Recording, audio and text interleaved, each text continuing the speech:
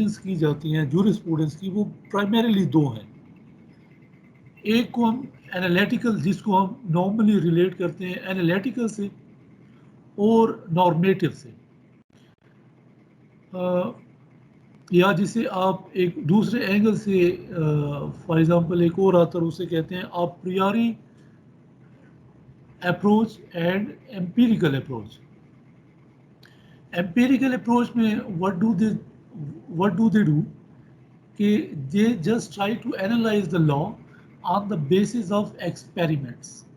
Empirical mean experience. What you see, what you can observe, what you really experience, اس کو کہتے ہیں empirical jurisprudence.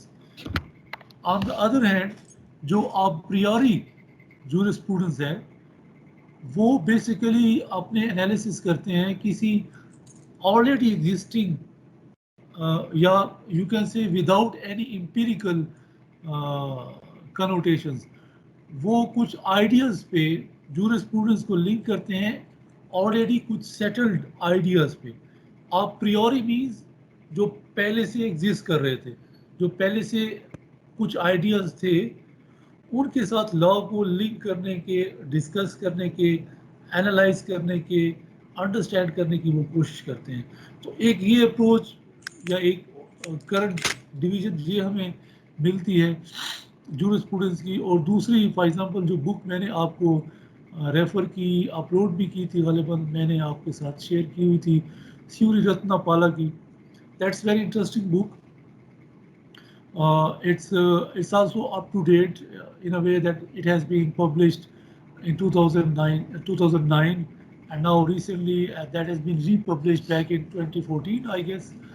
تو یہاں پہ جو بھی آپ کو انڈرسٹینڈنگ ملتی ہے وہ ذرا سی لیٹسٹ ہے, ماڈرن ہے. کائنڈز آف جورسپروڈنس جو ہے you will find these divisions and these types in the books that were at least 60, 70 and 100 years back. جو بکس لکھی گئی تھی ان میں یہ کائنڈز آف جورسپروڈنس کی وہ اپروچ تھی جو میں نے آپ کو ڈسکس کی. For example historical jurisprudence I told you, ethical jurisprudence I told you, and analytical jurisprudence I told you. But then when we were talking about historical jurisprudence, I told you at the outset that this kinds of jurisprudence is not that relevant in modern time. زیادہ اس کی اہمیت, زیادہ relevancy نہیں رہی ہے. 051 آپ kindly اپنے آپ کو میوٹ کر لیں, ٹھیک ہے. You are also on hold. I don't know why.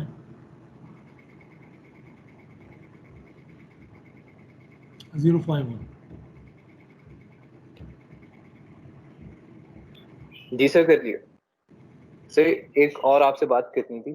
جی سر اگر کائنڈلی آپ ایل ایم ایس پہ سلائڈس بھی شیئر کر دیں تو وہ کافی ایزی ہو جائے گا. وہ بک سے بھی دیکھیں لیکن اگر سلائڈس بھی شیئر کر دیں تو پڑھنا کافی ایزی ہو جائے گا. وہ تھوڑا سا ایشو آ رہا ہے بک سے ڈائریکٹ اگر سلائڈس کر دیں گے تو ایزی ہو جائے گا کافی. چلیں, I will think about that. Thank you.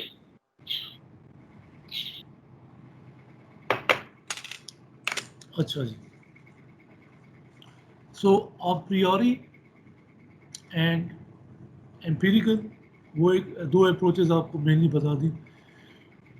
And then sorry Ratna پالا کی میں ڈسکشن کر رہا تھا. تو سوری رتنا پالا نے بیسیکلی ہی said that there are, if you go to the first pages of this book, so he has briefly discussed analytical and normative jurisprudence. So analytical, we basically what they do, they also try to analyze the law as it is. تقریباً یہ empirical jurisprudence سے link کر رہا ہوتا ہے.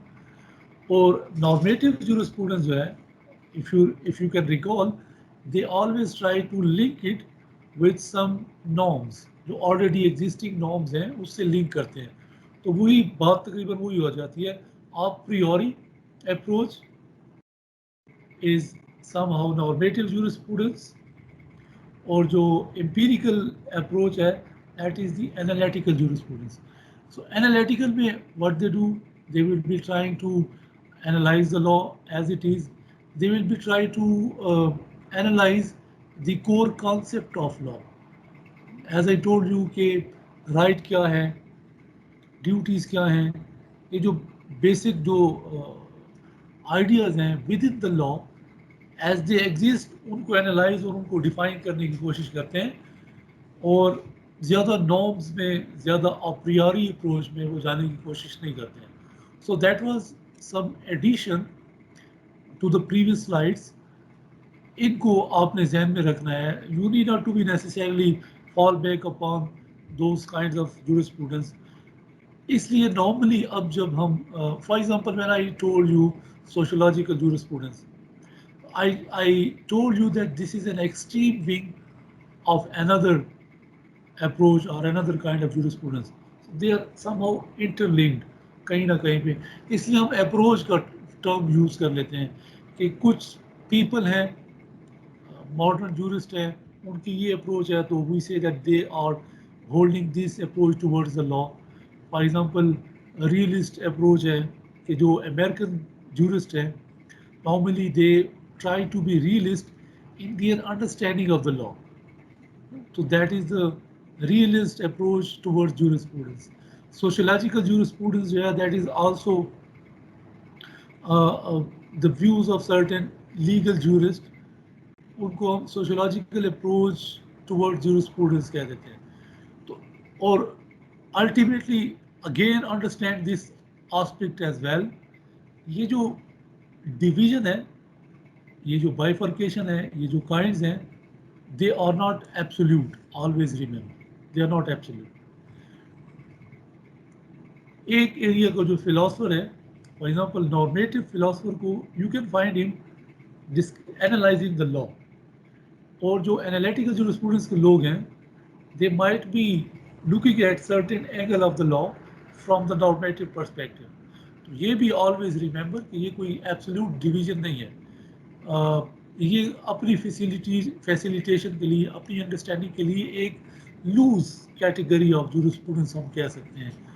You کی not فاربڈ, for example میں اگر میری تھرو آؤٹ اپنی انڈرسٹینڈنگ, اپنی ایفرٹس نارمیٹو جورسپروڈنس میں رہی ہے, and I had been affiliated with normative jurisprudence, تو مجھ پہ کوئی بار نہیں ہے کہ میں انالیٹیکل جورسپروڈنس میں نہ جاؤں اور اس سے ایفیلیٹ نہ ہوں.